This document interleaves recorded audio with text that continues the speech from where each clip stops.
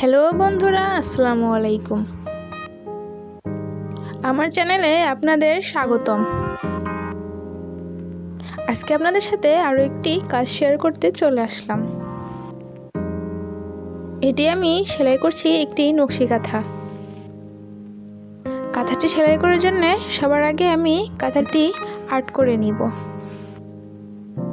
কাঁথাটি art করা খুবই সহজ।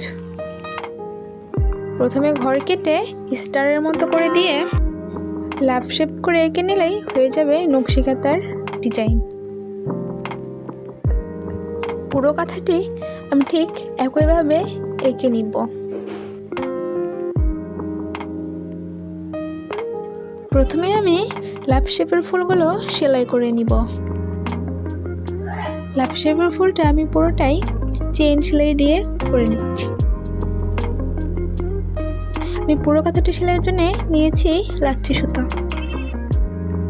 আমি লাভ শেপের ফুলগুলো সেলাই করতে নিয়েছি 1 তার করে সুতা। ফুলটা সেলাই করতে 2 তার সুতাও নেওয়া যাবে। আমি 1 তার করে সুতা দিয়ে করেছি যাতে সেলাইগুলো খুব ভালোভাবে বোঝা যায়। যেহেতু ফুলের শেপটা অনেক ছোট, তাই আমি 1 তার করে সুতা নিয়েছি। 2 তার করে সুতা নিলে সেলাইগুলো অনেক মোটা হয় আর সেলাইটা স্পষ্ট বোঝা যায় না।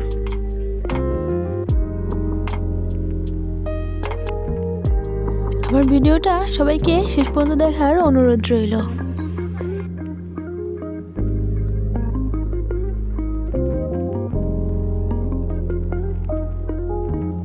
সবগুলো একইভাবে চেন স্টিচ দিয়ে সেলাইগুলো শেষ করে নিব।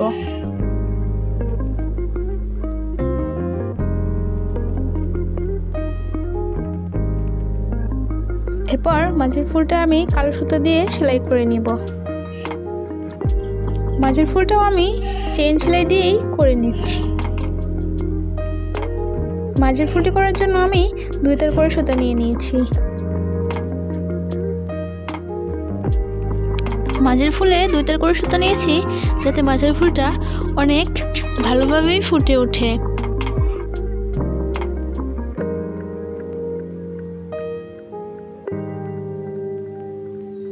এটাও আমি একইভাবে সেলাই করে শেষ করে নিব। সব মিলিয়ে ডিজাইনটা কেমন হয়েছে অবশ্যই আমাকে কমেন্ট বক্সে জানাবেন।